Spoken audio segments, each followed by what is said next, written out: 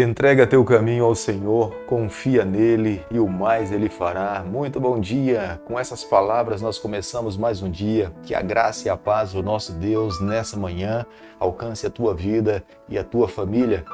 Quero nesse momento pedir ao Senhor que de uma forma muito particular e pessoal esteja ao teu lado com as suas mãos estendidas sobre você para cobrir a tua vida de ricas bênçãos. Deixo com você também nessa manhã uma parte da palavra de Deus do livro de Salmo, capítulo 118, verso 16, onde a Bíblia diz o seguinte: a destra do Senhor se eleva, a destra do Senhor faz proezas. Salmo 118, o verso 16. A presença do Senhor sempre nos abençoa. A presença do Senhor sempre nos cobre de ricas bênçãos. A presença do Senhor nos leva cada vez mais a fazermos mais para o Senhor. É por isso que a cada dia pela manhã, nesse canal, nós nos levantamos logo cedo às 6 horas e os nossos primeiros pensamentos se voltam para Deus com o objetivo de adorá-lo, buscá-lo, clamar pela bênção dele sobre a nossa vida, colocar nas mãos do Senhor os nossos planos, os nossos projetos e os nossos sonhos também. Por isso que a cada dia convido você para que juntos possamos cumprir esses propósitos. A cada dia nesse canal nós deixamos algumas impressões a respeito de um capítulo da Palavra de Deus. E nessa manhã eu convido você a ter nas mãos a Palavra do Senhor no livro de 1 Crônicas, capítulo 21, o verso 1. Então Satanás se levantou contra Israel e incitou a Davi a levantar o censo de Israel. A sabedoria de Deus dada a todos os seres humanos é de uma forma gradativa. Deus nunca derrama a sabedoria de uma forma completa na vida de um ser humano de uma única vez, mas é de uma forma gradativa, a cada dia. É num relacionamento pessoal com Deus que a cada dia nós crescemos nessa sabedoria vinda como bênção das mãos do nosso Criador. Davi, como sendo um representante de Deus, tendo a coroa de rei na cabeça, ele sabia que era um representante de Deus aqui nessa terra. Ele deveria ser bênção na vida de outras pessoas. Deus o abençoaria. Mas as bênçãos que ele recebia não deveria ser recebida de forma egoísta, mas ele deveria abençoar a vida de outras pessoas diante das decisões que ele teria que tomar para abençoar a vida de outras famílias. Mas mesmo a Bíblia conceituando Davi, um homem segundo o coração de Deus, Davi não escapou das artimanhas de Satanás. No versículo 1 do capítulo que nós estamos estudando nessa manhã, a Bíblia fala que Satanás incitou o coração de Davi a fazer o censo de Israel. É por isso que a cada manhã eu e você nós precisamos nos voltar para Deus, nos humilharmos diante do Senhor, abrirmos o nosso coração. Se Davi, um homem segundo o coração de Deus, caiu nas artimanhas de Satanás, imagine eu e você o risco que nós corremos. É por isso que a cada dia, volto a falar para você, é por isso que a cada dia eu e você nós precisamos fazer um sacrifício vivo, buscarmos a Deus, abrirmos o nosso coração para que possamos receber a bênção de Deus sobre a nossa vida. Davi, quando foi advertido a respeito do seu pecado, humildemente ele se voltou para Deus e abriu seu coração, confessou as suas falhas e recebeu o perdão do Senhor. A palavra original que nós encontramos no versículo 1 do capítulo que nós estamos estudando nessa manhã é a palavra Satã. Ela foi escrita nesse versículo sem o artigo definido. Portanto, nós não podemos afirmar que aqui o autor do livro de Crônicas esteja se referindo a Satanás, mas nós acreditamos que o autor do livro de Crônicas está fazendo referência a um exército inimigo que ameaçou Davi, e Davi, sem consultar a Deus, ele faz o censo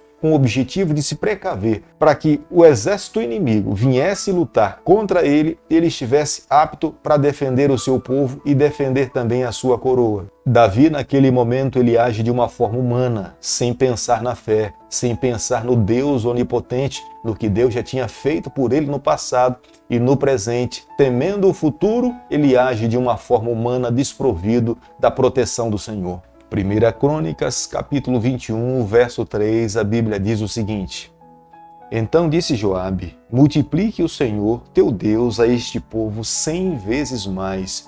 Porventura, ó rei, meu senhor, não são todos servos do meu senhor? Por que requer isso o meu senhor? Por que trazer assim culpa sobre Israel? O censo só poderia ser feito se Deus pedisse. Jamais um homem deveria tomar a iniciativa de fazer o censo entre o povo do Senhor. Joabe advertia a Davi a respeito do mal que ele poderia trazer sobre a nação de Israel se ele levantasse o censo. Mas mesmo assim, Davi estava cego, temendo o adversário, pensando no futuro, com medo de perder a sua coroa, o seu reinado.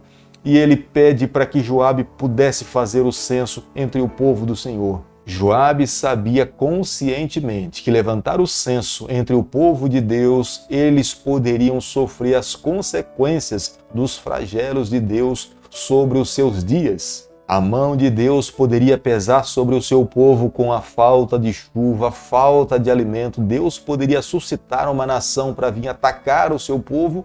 Por isso o temor de Joabe em desobedecer a ordem do Senhor. O autor do livro de Crônicas, ele expressa uma preocupação por parte de Joabe por não incluir as duas tribos dentro do censo, a tribo de Levi e a tribo de Benjamim.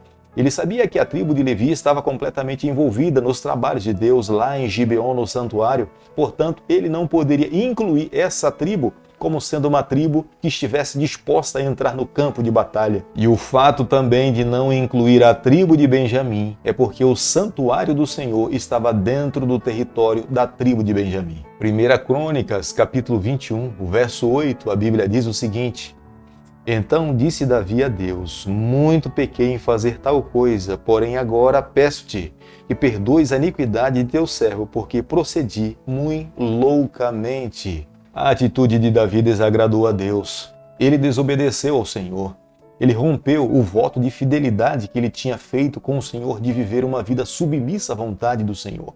Davi sabia que ele era um representante de Deus. Ele jamais poderia ultrapassar as ordens do Senhor. Ao levantar o censo, ele estava subjugando a autoridade de Deus, se colocando acima da autoridade do Senhor. Mas quando nós lemos o versículo 8 do capítulo que nós estamos estudando nessa manhã, nós encontramos características que identificam de fato Davi, um homem segundo o coração de Deus.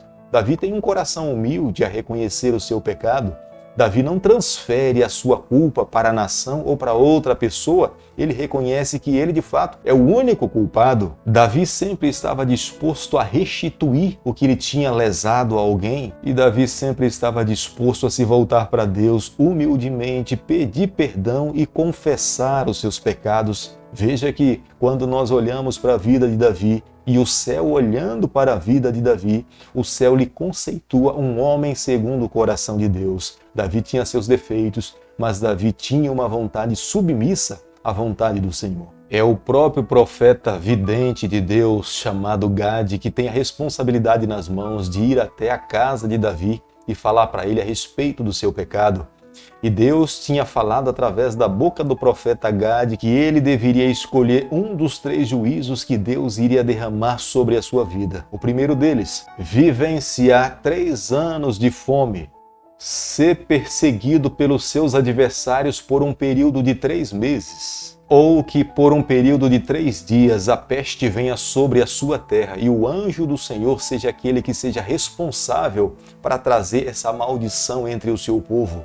Davi, sabiamente, reconhecendo a graça, a bondade, a misericórdia de Deus, ele se submete e escolhe cair nas mãos de Deus entre cair nas mãos dos seres humanos. É o próprio anjo do Senhor que orienta o profeta Gade a falar com Davi que ele deveria ter a região onde Ornã tinha suas terras, que ele deveria construir um altar ao Senhor para que pudesse cessar a praga. E Davi vai até o território de Ornã, pede para Ornã parte do seu território para levantar um altar ao Senhor para cessar a praga que estava caindo sobre o povo do Senhor. O lugar onde Davi estava levantando um altar para o Senhor é o mesmo lugar onde um dia no passado Abraão tinha levado o seu filho Isaque para ser oferecido.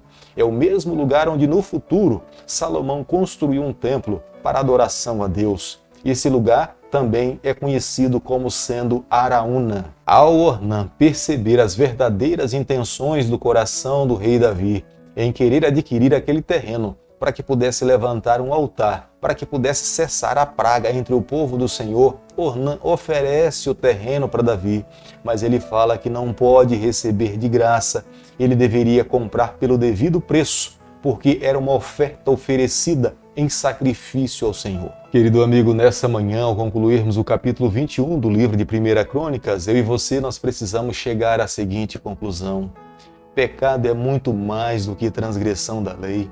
Pecado é uma separação entre o homem e Deus. Tudo aquilo que rompe a nossa ligação com Deus, a nossa falta de fé, a nossa falta de compromisso com Deus, é de fato pecado. Davi estava em pecado pelo fato de não confiar no que Deus poderia fazer através do seu povo. Davi estava mais confiando na quantidade e no potencial do seu exército do que no poder de Deus através da sua vida. Pelo fato de levantar o censo para que ele pudesse ter confiança na capacidade do seu exército, isso foi imputado como pecado para a vida de Davi. Pecado não é só aquilo que nós fazemos com as nossas mãos, com os nossos pés ou com os nossos lábios. Pecado é aquilo também que nós alimentamos dentro do nosso coração. Quando nós alimentamos o orgulho, o ódio, a presunção, isso é imputado como pecado para a nossa vida. Davi se vangloriava pela quantidade de soldados que ele possuía, e isso foi imputado como pecado para a sua vida. Nos dias em que nós estamos vivendo, nós precisamos a cada dia nos aproximarmos mais de Deus, nos alimentarmos da sua palavra. Ela nos ensina como é que nós podemos um dia ser aceitos diante do Senhor. Por isso que nessa manhã, clamo pelo céu as suas bênçãos sobre a nossa vida, que nos ajude a cada dia, que nos ensine, que nos molde como Deus almeja que nós possamos viver e que tenhamos um coração segundo o coração do nosso Deus. Querido Pai, nas tuas mãos nessa manhã nós nos colocamos, confessamos as nossas falhas.